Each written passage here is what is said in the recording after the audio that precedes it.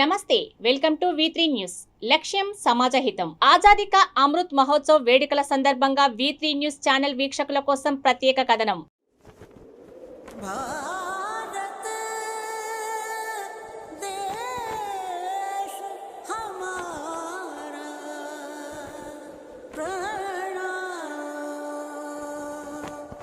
British తెల్లదొరల కదంబ హస్తాల నుండి భారత మాతకు విముక్తి లభించి 75 ఏళ్లు కావస్తున్న సందర్భంగా స్వాతంత్ర వేడుకలకు ఆజాదీ కా అమృత్ మహోత్సవ్ పేరిట నిర్వహిస్తున్నారు. ఈ కార్యక్రమాలు 75 వారాల పాటు కొనసాగుతున్నాయి.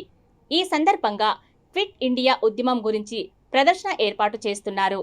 ఆజాదీ అంటే స్వేచ్ఛ, అమృత్ అంటే అజరామరం, మహోత్సవ్ అంటే అతిపెద్ద సంరంభం.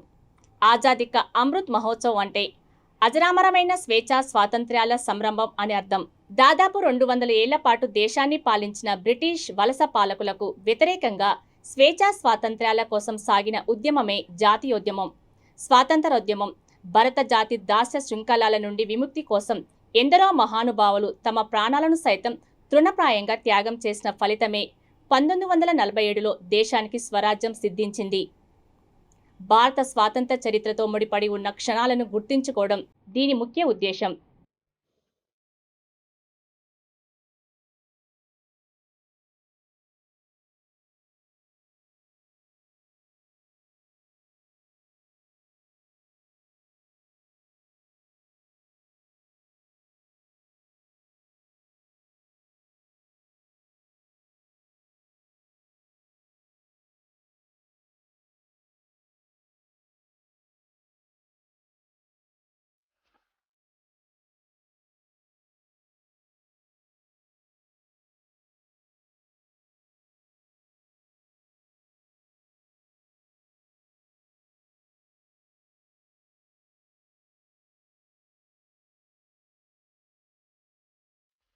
అమృత్ మహోత్సవ్ వేడుకల్లో భాగంగా ప్రతి పౌరుడు జనగణమన పాడటం, ప్రతి ఇంటి మీద జాతీయ జెండాను ఎగరవేసి దేశభక్తిని చాటుకోవాలి.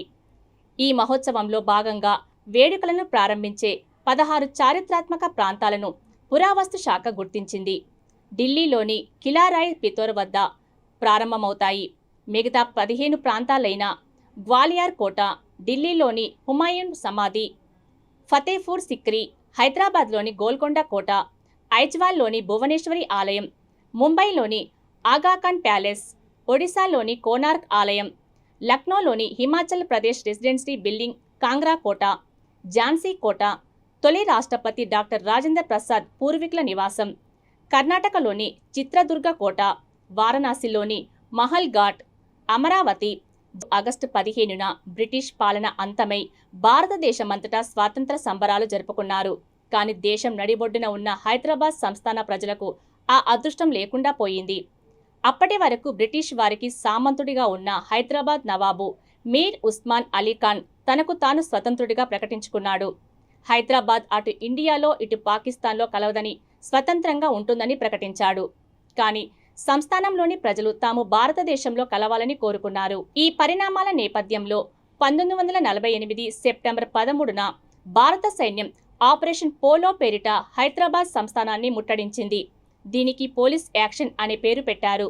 ఆ తరువాత సెప్టెంబర్ 17న నిజాం నవాబు లొంగుబాటు ప్రకటన చేశారు. ఈ విధంగా హైదరాబాద్ వాసులకు స్వాతంత్రం వచ్చింది. తర్వాత హైదరాబాద్ రాష్ట్రం ఏర్పడింది. అందుకే సెప్టెంబర్ 17ను తెలంగాణ విమోచన దినోత్సవంగా పాటిస్తారు. అమృత్ మహోత్సవ్ వేడుకలకు సమాయత్తం అవుతున్న తరుణంలో ఇతర ఏ రాష్ట్రం కూడా ప్రత్యేకంగా నిర్వహించలేదు.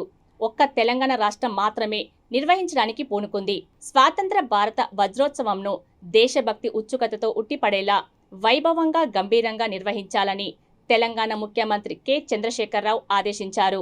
రాష్ట్ర ప్రభుత్వం ఆగస్టు 8 నుండి 22 వరకు ఆజాదీ కా అమృత్ మహోత్సవం నిర్వహించనుంది. ఆగస్టు 15న ప్రతి ఇంటిపై జాతీయ జెండాను ఎగరవేయడంతో పాటు విజయవంతం చేయాలని తెలంగాణ సీఎం సూచించారు. ఆగస్టు 9 నుండి జెండాల పంపిణీ ప్రారంభించాలని అధికారులను సీఎం ఆదేశించారు.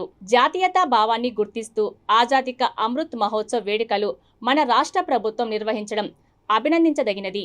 అయితే సెప్టెంబర్ 17 విమోచన దినోత్సవాన్ని కూడా నిర్వహించినట్లయితే మరింత బాగుండేదని ఆనాటి విప్లవకారులతో పాటు ప్రజలు కూడా అభిప్రాయపడుతున్నారు.